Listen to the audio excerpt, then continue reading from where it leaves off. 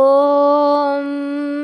वन्दे पद्मकरां प्रसन्नवदनां सौभाग्यदां भाग्यदां हस्ताभ्याम् अभयप्रदां मणिगणैर्नानाविधैः भूषितां भक्ताभीष्टफलप्रदां हरिहरब्रह्मादिभिः सेविताम् पार्श्वे पङ्कजशङ्खपद्मनिधिभिर्युक्ता सदा शक्तिभिः सरसिजनयने सरोजहस्ते धवलतरां शुकगन्धमाल्यशोभे भगवति हरिवल्लभे मनोज्ञे त्रिभुवनभूतिकरिप्रसीद मह्यम् प्रकृतिं विकृतिं विद्यां सर्वभूतहितप्रदां श्रद्धां विभूतिं सुरभिं नमामि परमात्मिकां वाचं पद्मालयां पद्मां शुचिं स्वाहां स्वधां सुधां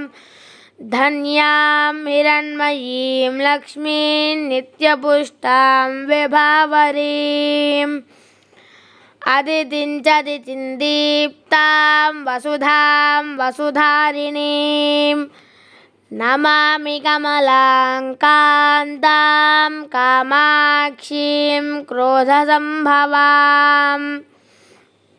अनुग्रहपदां बुद्धिम् अनघां हरिवल्लभाम् अशोकाममृतां दीप्तां लोकशोकविनाशिनीम् नमामि धर्मनिलयां करुणां लोकमातरम् पद्मप्रियां पद्महस्तां पद्माक्षीं पद्मसुन्दरीं पद्मोद्भवां पद्ममुखीं पद्मनाभप्रियां रमां पद्ममालाधरां देवीं पद्मिनीं पद्मगन्धिनीं पुण्यगन्धां सुप्रसन्नां प्रसादाभिमुखीं प्रभां नमामि चन्द्रवदनां चन्द्रां चन्द्रसहोदरीं चतुर्भुजां चन्द्ररूपामिन्दिरामिन्दुशीतला आह्लादजननीं पुष्टिं शिवां शिवकरीं सतीं विमलां विश्वजननीं तुष्टिं दारिद्र्यनाशिनीं प्रीतिपुष्करणीं शान्तां शुक्लमाल्याम्बरां श्रियम् भास्करीं बिल्वनिलयां वरारोहां यशस्विनीं वसुन्धरामुदाराङ्गां हरिणीं हेममालिनीं धनधान्यकरीं सिद्धिं स्त्रेण सौम्यां शुभप्रदां नृपवेश्मगदानन्दां वरलक्ष्मीं वसुप्रदां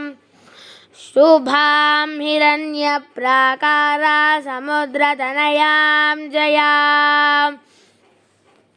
नमामि मङ्गलां देवीं विष्णुवक्षस्थलस्थितां विष्णुपत्नीं प्रसन्नाक्षीं नारायणसमाश्रितां दारिद्र्यध्वंसिनीं देवीं सर्वोपद्रववारिणीं नवदुर्गां महालक्ष्मीं ब्रह्मरुद्रेन्द्रसेवितां त्रिकालज्ञानसम्पन्नां नमामि भुवनेश्वरीं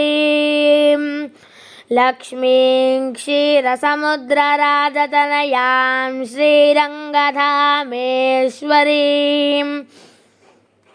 दासीभूतसमस्तदेववनितां लोकैकदीपाङ्कुरां श्रीमन्मन्दकटाक्षलब्धविभवब्रह्मेन्द्रगङ्गाधरां त्वां त्रैलोक्यकुटुम्बिनीं सरसिजां वन्दे मुकुन्दप्रियां मातर्नमामि कमले कमलायताक्षी श्रीविष्णुहृत्कमलवासिनि विश्वमातः क्षीरोदजे कमलकोमलगर्भगौरी लक्ष्मीप्रसीद सददन्नमता शरण्ये।